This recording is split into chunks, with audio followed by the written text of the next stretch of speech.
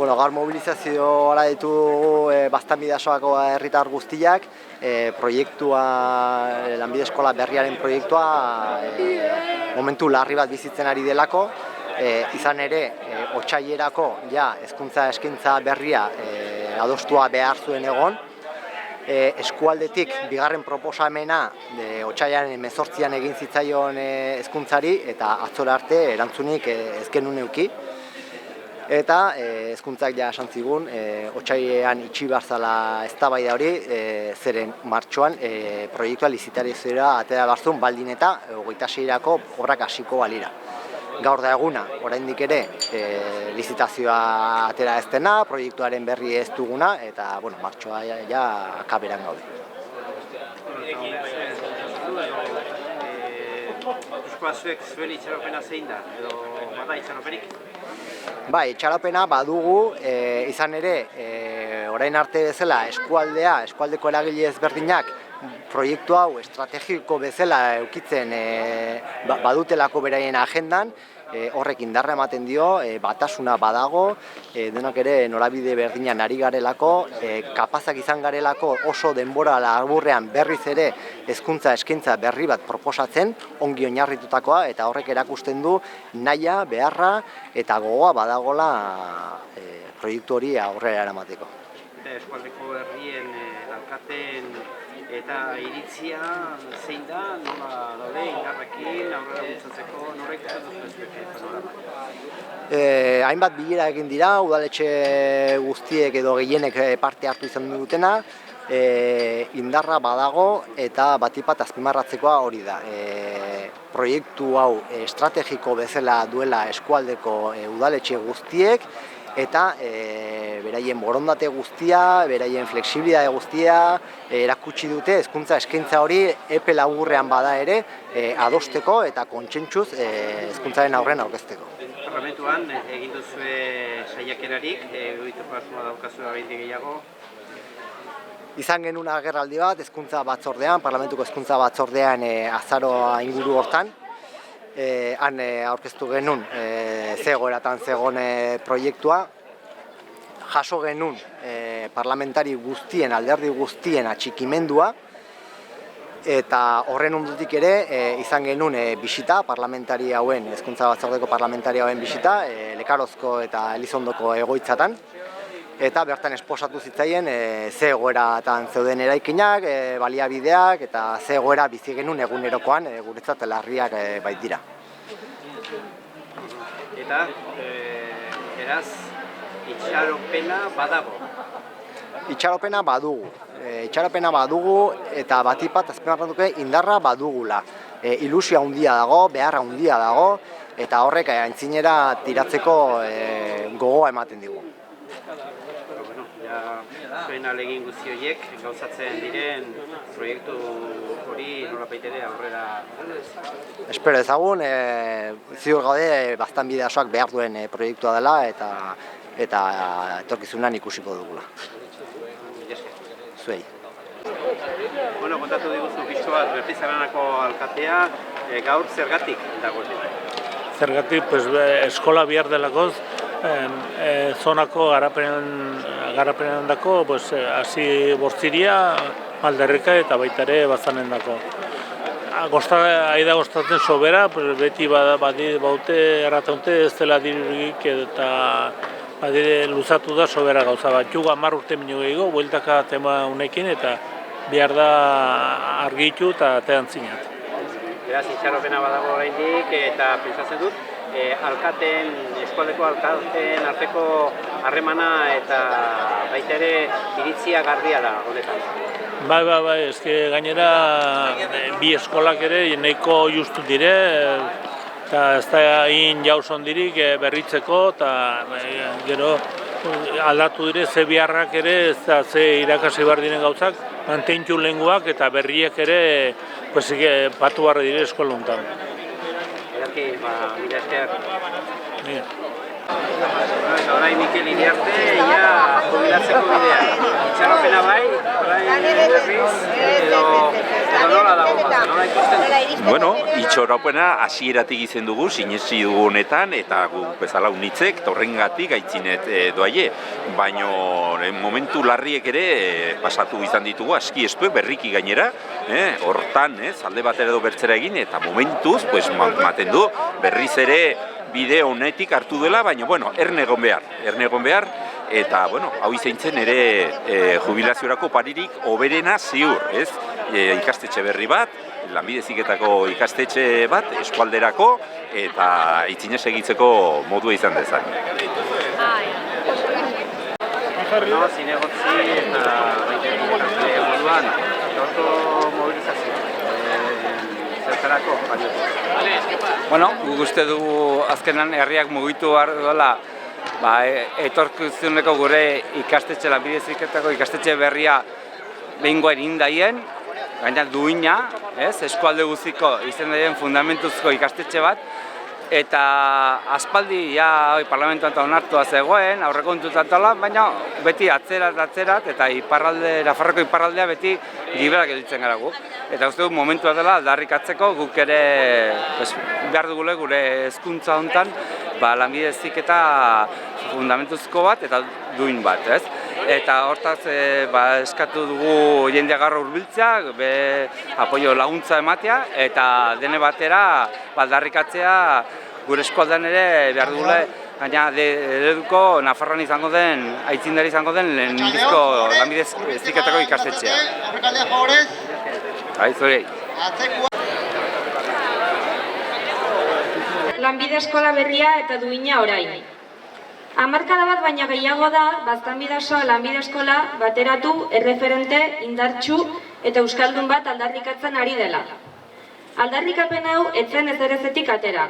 Izan ere, eskualdean diren Lanbide Heziketako zikloak, eskola ezberdinetan egoteak eta eskola hauetan egin diren inbertsioak historikoki hutsaren hurrengoak izan direnez, orain dela hamarkada bat genion Baztanbidasoak lanbideetan formatzeko motore berri bat behar zuela. Ordutik urte gehiegi pasa dira. 2015an Nafarroako Parlamentuko Hezkuntza Batzordeak Elizondoko egoitza egoera tamalgarrian zegoela adierazi bazuen, 2028an erran dezakegu egoera jasanezinean dagoela. Modu berean, berako Tokionako zikloetan ere ez da inbertsio erlanguratsurik egin. Guzti honek adierazten du Nafarroako Hezkuntza Sailak Baztanbidasoako Lanbide Heziketa bigarren mailako bezala tratatu izan duela. Atzaltzen hori.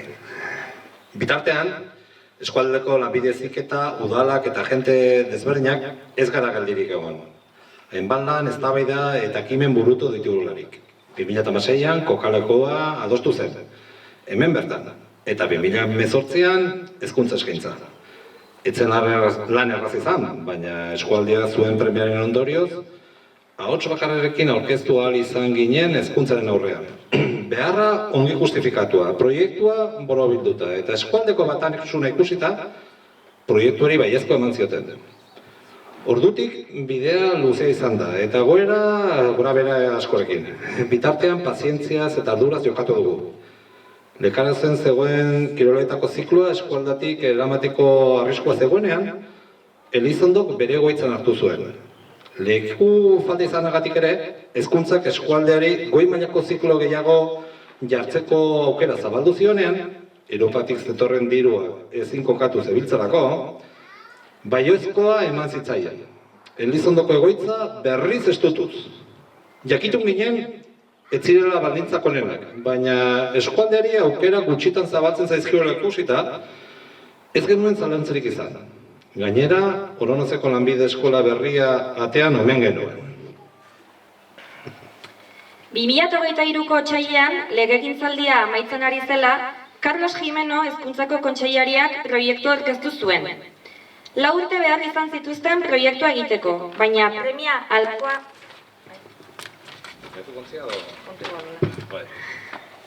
Urte behar izan zituzten proiektua egiteko, baina premia alakoa izanik eta proiektua bera egokia zenez arnas hartu genuen. Legegintzaldi berriarekin aldiz, laino ilunak bata bertzearen atzetik etorri ziren. 2024ko martxoan obraren lizitazioa utzi gelditu zen. Interesa azaldu zuten enpresen erranetan, finantzazio eskasa zuelako.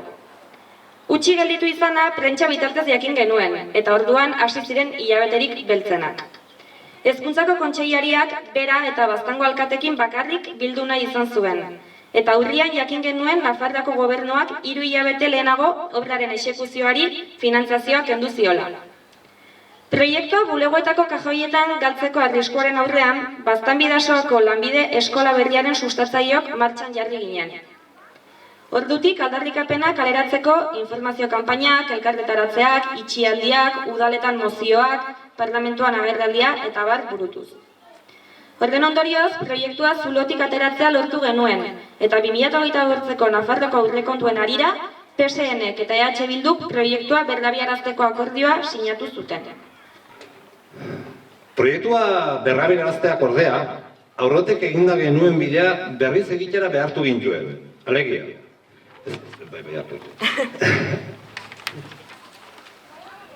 Alegia. Hezkuntza eskaintza berdefinitu eta proiektua berri egitea. Baina horren handia da beharra eta ilusioa, beste behin ere animozekin genion. Gainera, lanbide eskola berriaren hezkuntza eskaintza, Nafarroako hezkuntzarekin adosteko eskualdeko ordezkari bat onartzea lortu zen. Bera, Lesaka, Donestebe eta Baztango alkateak eta Tokion eta Elizondoko lanbide eskolako zuzendariak. Otsaila arteko epea genuen eskaintza inguruko adostasunera iristeko. Izan ere, hezkuntzako arduradunen esanetan, 2025 eta 2028 epe ertaineko aurrekontuan obrari finantzazioa bermatu behar baitzitzaion, beranduenez, martxoan proiektua berria lizitazioa atera beharko zutelako. Beraz, makinaria guztia martxan jarri zen. 3 hilabete genituen hezkuntza eskaintza eskualdean lehenik eta hezkuntzaren ondotik adosteko. Baten batek, zalantza bazituen ere, eskualdeko udal guztiek, Tokiona eta Elizondoko eskolak, Donestebeko Nafarroan sarek eta Zernaga-Larrurrek berriz ere, adostutako eskaintza bat aurkeztu zuten. Hezkuntzak ongi landutakoa zela esan bazuen ere, inongo arrazoi tekniko, pedagogiko edo datutan oinarritu gabe, eskaintza murrutzago izango zuen bigarren proposamen bat aurkezteko eskatu zuen. Oraindik ere, 2018ko eskaintza hobetzeko aukera genuelakoan, eskualdean bigarrena adostea lortu zen. Otsailaren 18an, 14 ziklo zituen bigarren eskaintza bat aurkeztuz. Bertze behin ere denen harridurarako eskualdea proiektu honen inguruan adostasuna lortzeko kapaza izan da. Beraz, hemendik inplikatutako guztiei zorionak eta mil esker honitz egindako lana eta eskuzabaltasunagatik. Otsailaren 18tik ordea, hezkuntzaren isiltasuna erabatekoa izan da. Proiektu berria lizitaziora ateratzeko martxoa agortzen ari zela ikusita, alarma gorria piztea erabaki genuen berriz ere, mobilizazioi ekinez, elkarretaratze eta prentsaurrekoen bidez. Gaurko elkarretaratzeak ere helburu bera zuen, hezkuntzaren isiltasuna hautsi eta herria mugiaraztea. Eta hara non, atzo, arratsaldean jakin genuen mugitu behintzat egin dela.